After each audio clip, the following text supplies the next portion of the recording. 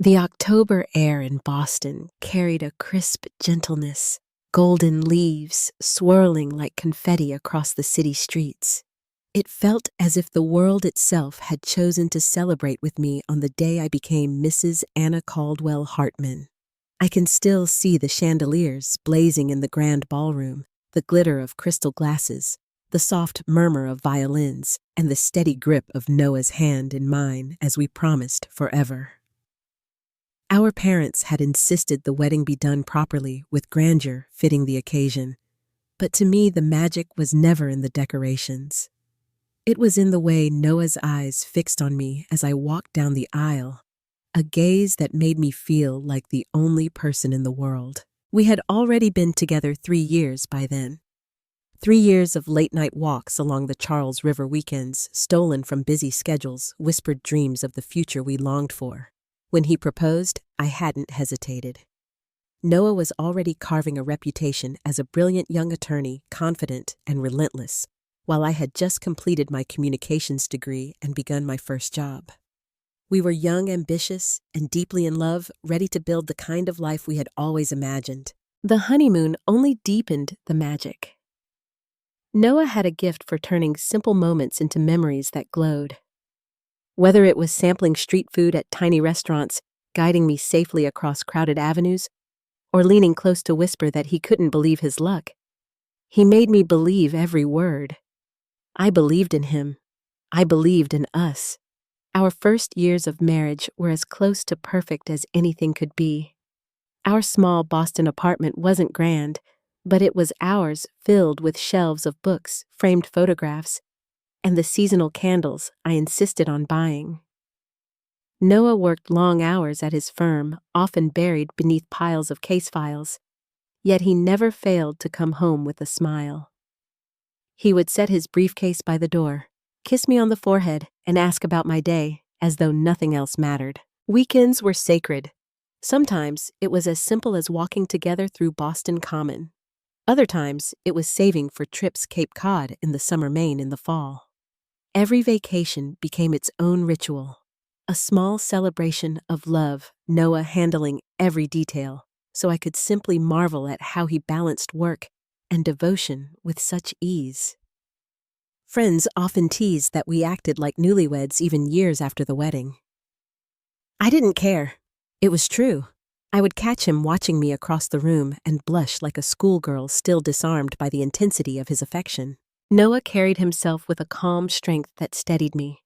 Even when things went wrong, a missed train, a sudden downpour, a mishap during a trip, he never lost his temper. Instead, he laughed, found a solution, and somehow turned it into a story we would later cherish. I told myself often that if men with angelic tempers truly existed, I had married one.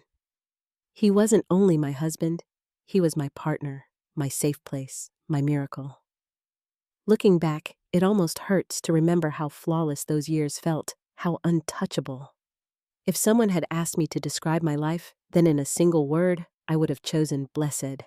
I believed it was a gift so rare, so fragile, that nothing could ever take it away. But only a few months after our 3rd anniversary, Noah came home wearing an expression I had seen only rarely.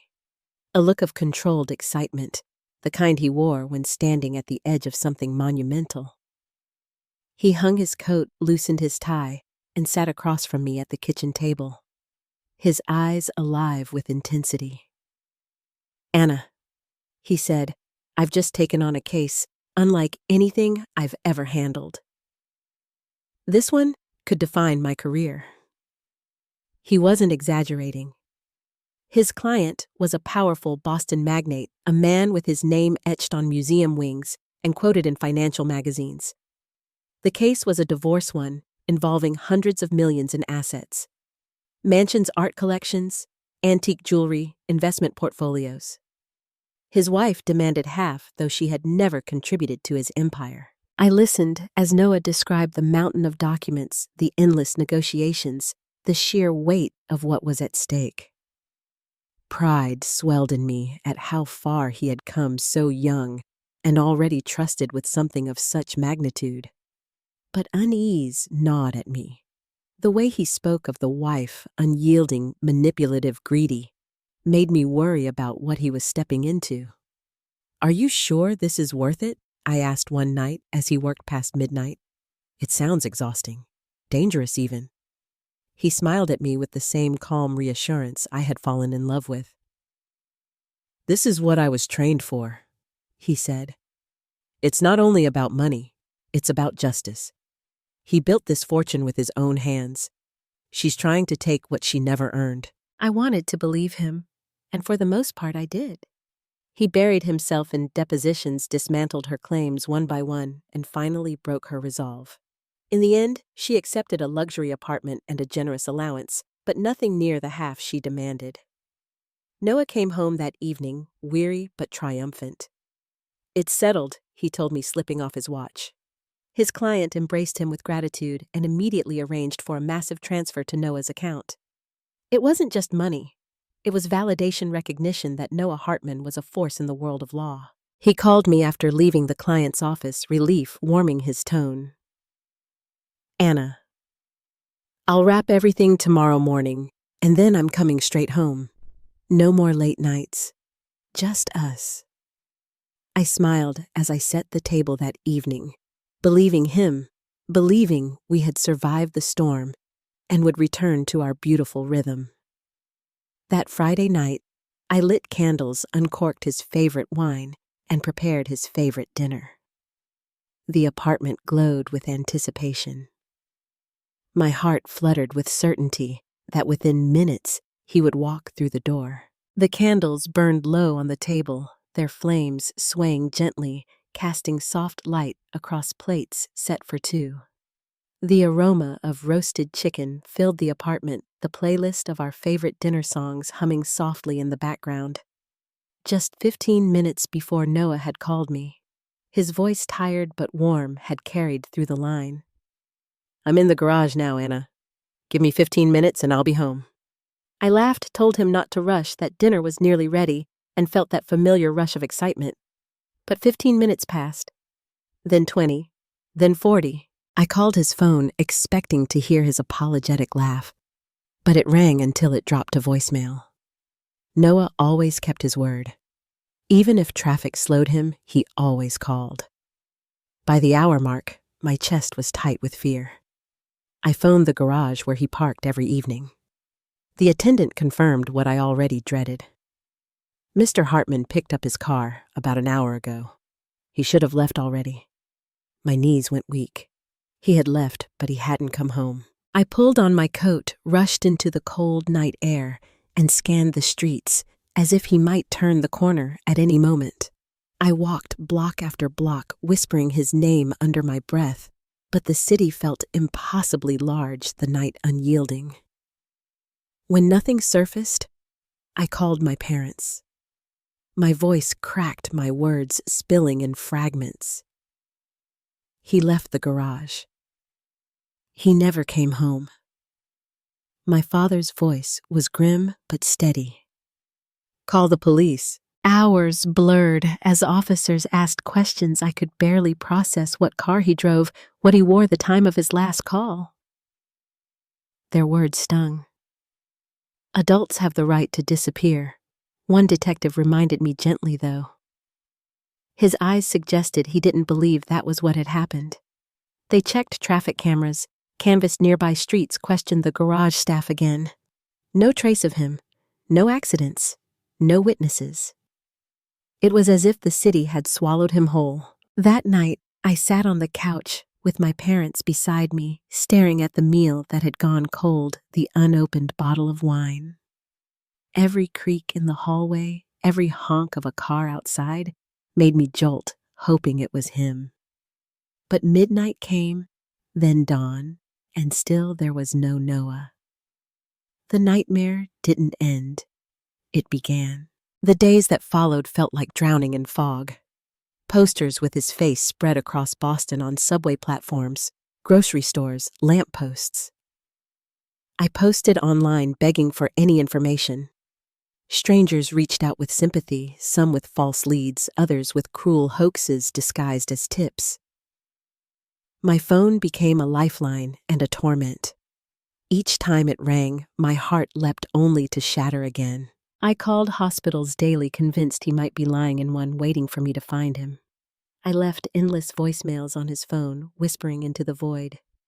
Please, come home. Please, be safe. I love you. My parents and his did everything they could, hiring a private investigator when police efforts slowed. But no matter how far we searched, there was nothing. Weeks stretched into months. The weight of not knowing gnawed at me until I stopped eating, stopped sleeping. My body thinned, my hands shook, my eyes hollowed. The apartment we had built together became unbearable, every corner screaming his absence.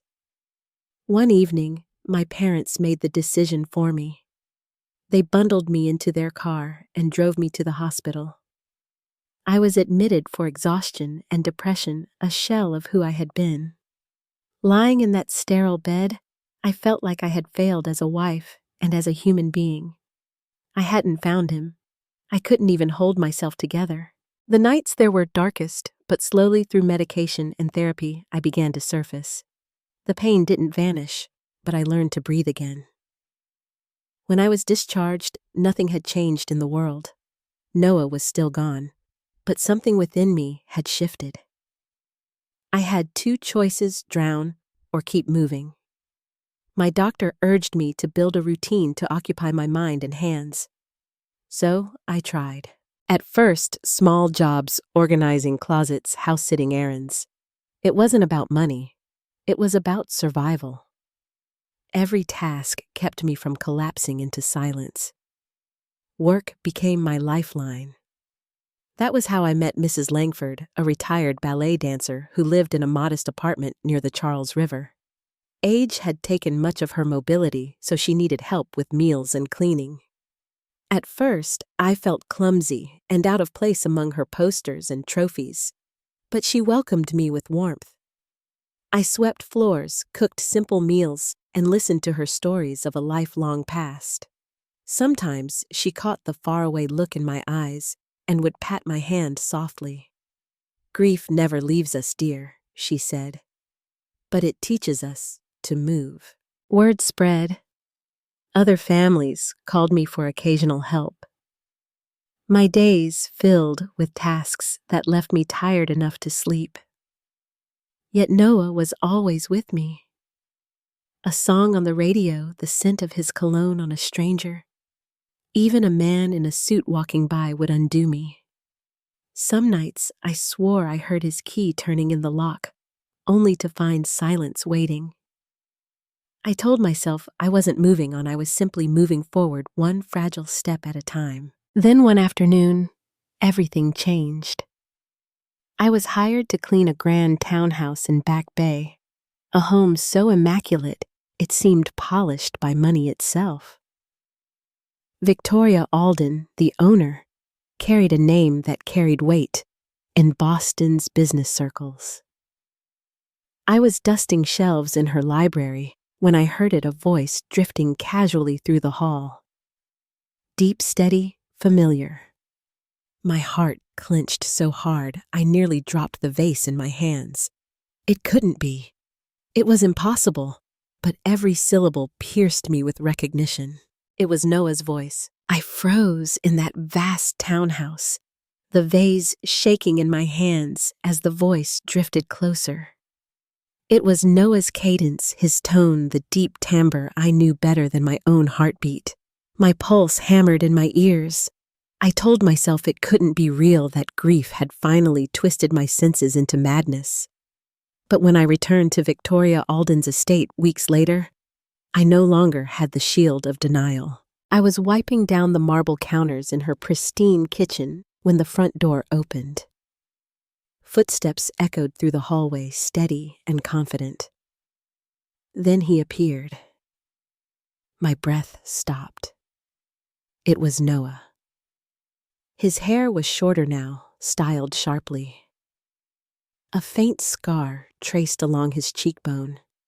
His suit was tailored, his posture commanding, but his eyes, once warm and steady, were distant cold. When those eyes landed on me, there was nothing. No flicker of recognition, no soft smile. Only suspicion, as though I were nothing but a stranger. Mr. Volkov. Victoria's smooth voice rang out from the hallway, polished and precise. You're home early. Volkov. The name struck me like a blow. I whispered under my breath, Noah, but he only glanced at me briefly before turning to her, nodding and walking past without a word. I stumbled through the rest of my tasks with trembling hands. When I finally stepped outside into the sharp air, I could barely breathe. That night, I collapsed at my parents' table, tears streaming down my face as I recounted every detail. It was him, I insisted, gripping my mother's hand. The scar, the voice, the way he moved. It was Noah. But he didn't know me. My father frowned, exchanging a look with her. Anna, grief can play cruel tricks. Are you certain? I met his eyes fiercely through tears. I know my own husband. I called the private investigator again, desperate. This time, I begged him to follow Victoria and uncover the truth about Dmitry Volkov. Weeks later, he returned with the report that changed everything. The night Noah vanished, he had been attacked in the garage, beaten, left unconscious near Victoria's estate. She had found him. When he awoke, his memory was gone. With her wealth and influence, she secured documents, created a new identity, and told him his name was Dmitry. She reshaped his life, and he became her husband. He hadn't chosen to leave me. He hadn't abandoned our marriage. He had been stolen. My husband had been rewritten into another woman's story. Hearing it aloud left me numb.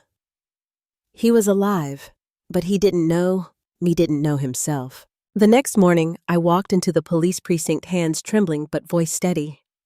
I laid out photographs, timelines, medical records, and the investigator's report. Dmitry Volkov is my husband, Noah Hartman, I said firmly. He disappeared 2 years ago. He didn't run away. He was taken. At first, the detectives' faces were unreadable. But when they examined the scars, the dental records, the perfectly aligned timelines, their skepticism cracked. They promised to investigate. Victoria arrived with her attorneys when questioned, composed and unshaken, as though she were walking into a boardroom rather than an interrogation. She denied, then reframed. Yes, she had found him near her home, broken and confused. Yes, she had cared for him. Yes, she had given him a new life.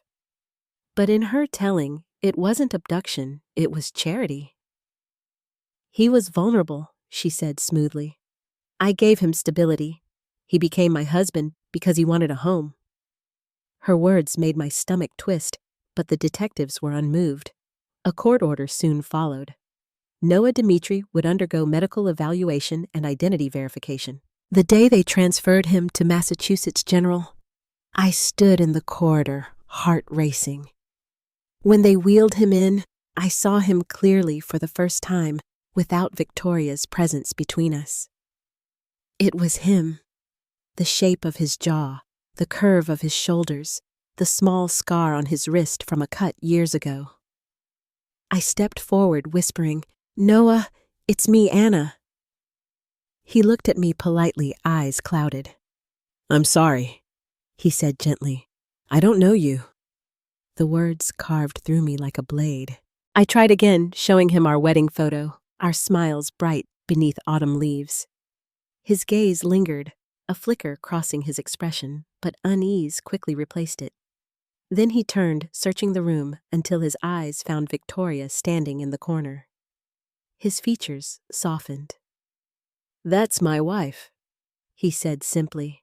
My knees nearly gave way. The court ruled that while medical evaluations continued, Noah would stay with me and my parents. It felt surreal preparing the guest room for the man who had once been my safe place, my miracle, my world. Now he was a stranger under my roof. At first he was polite, but distant, careful with every word. He thanked my mother for breakfast, nodded when my father tried small talk. His eyes carried a haze as though he were trying to map out a world that didn't fit. One evening, I placed a photo album on the table, hands trembling. "This was our wedding," I whispered, pointing to the picture of us beneath golden leaves. He studied it carefully, his younger self smiling from the page. For a moment, something flickered across his face. "It feels familiar," he admitted softly, "but I can't place it."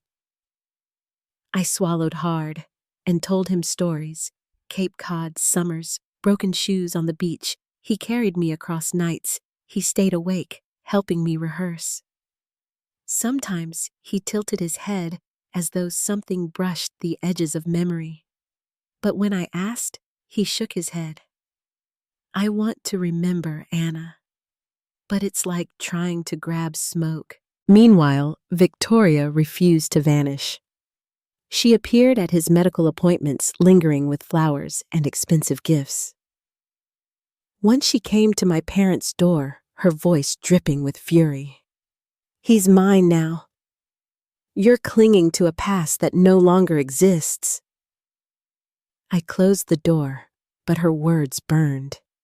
At night, I sometimes found Noah standing at the window, shoulders tense. "It's like I'm split in two," he confessed once. "Part of me feels safe here, but part of me feels I owe her everything. She saved me." His voice cracked with confusion. I wanted to scream that she had stolen him, taken advantage of his brokenness, but I held my tongue. His pain was real, his confusion undeniable. All I could do was stay close, remind him of the love we had built, and pray that somewhere inside my Noah was waiting to return. 3. The doctors reminded me that memory could not always be coaxed with photos or words. Sometimes it required a place, a sound, or a feeling so strong it unlocked what had been buried. Their advice lingered in my thoughts until one evening, almost without deciding, I found myself driving Noah back to the garage where his life with me had ended. The structure hadn't changed. Concrete pillars stretched into rose fluorescent lights buzzed faintly above. To me, it was a tomb, a graveyard of hope. To Noah, it was still just a parking garage. He stepped out of the car, slowly scanning his surroundings. His brow furrowed, a hand rising to his temple. "Anna, I don't..." His voice trailed off thick with unease. "Just walk with me," I whispered. Our footsteps echoed as I guided him down the ramp toward the spot where his car had been that night. As soon as we stopped, his body went rigid.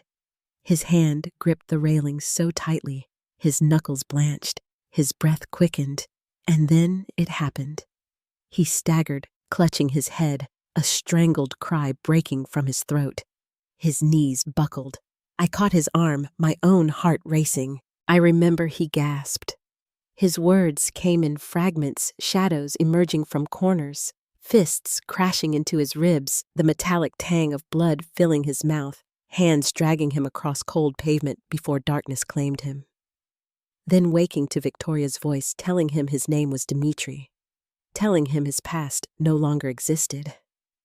Tears streamed down his face as he pressed his forehead to my shoulder. "Anna, I didn't leave you.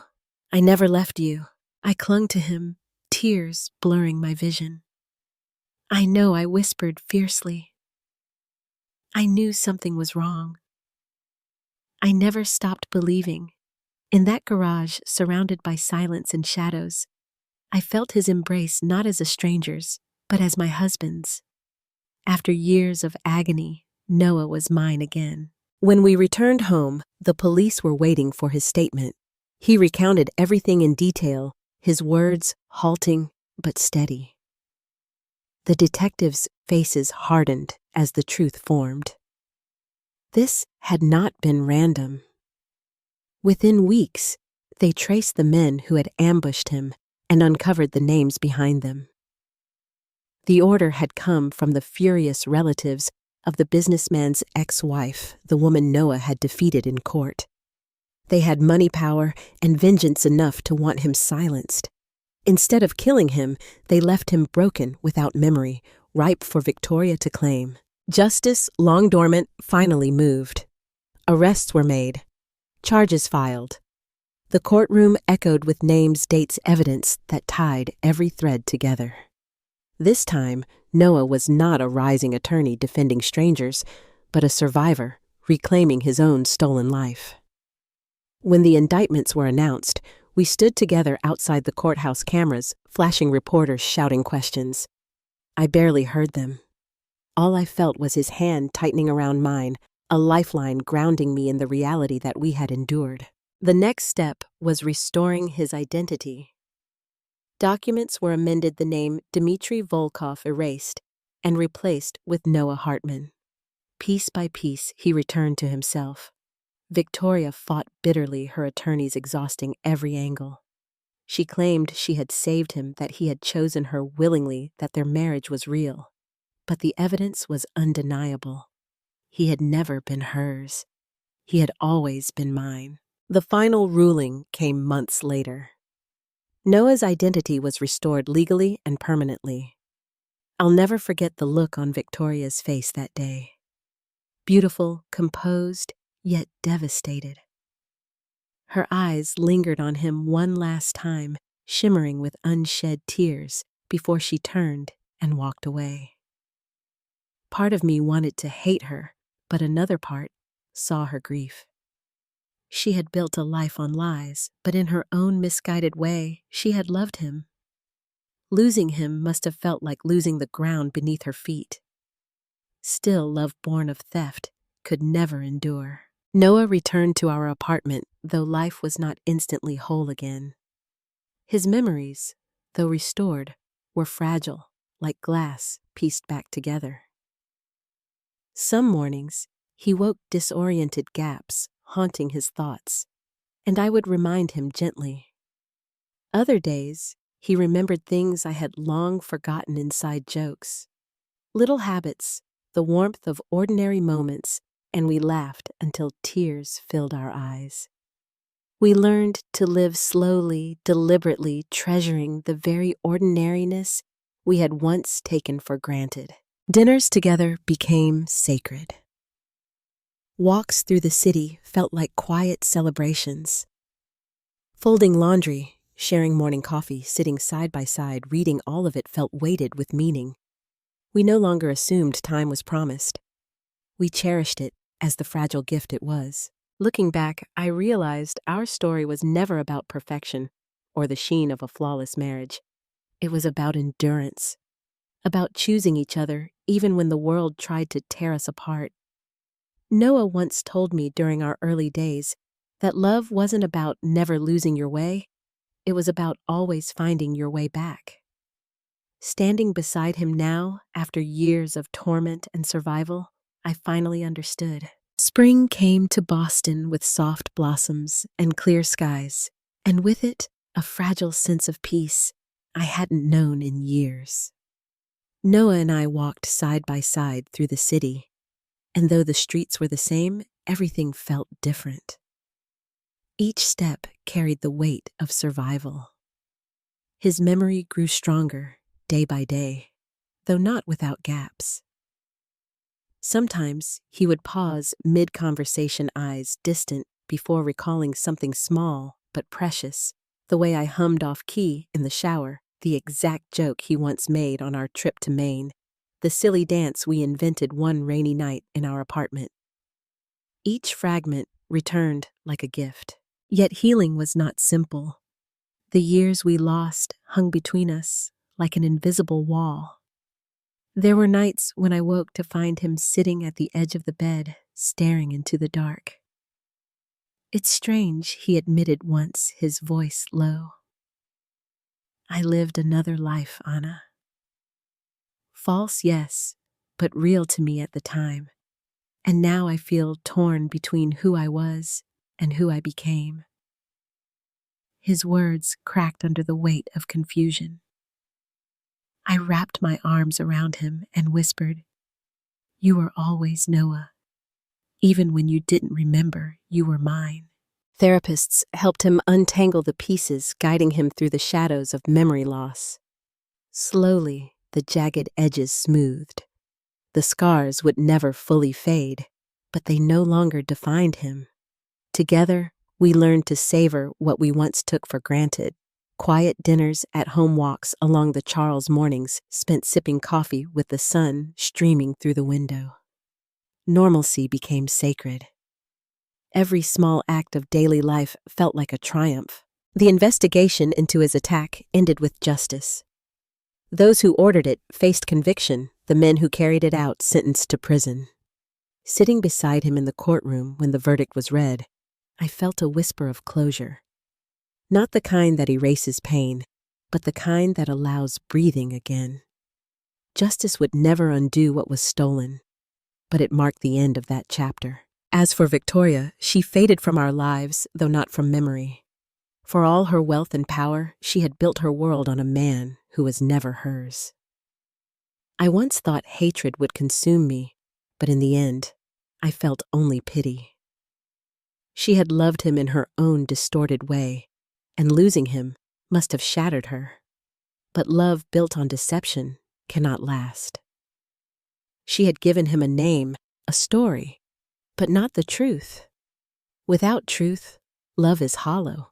We rebuilt slowly. Our love was different now, tempered by fire, stronger in its imperfections.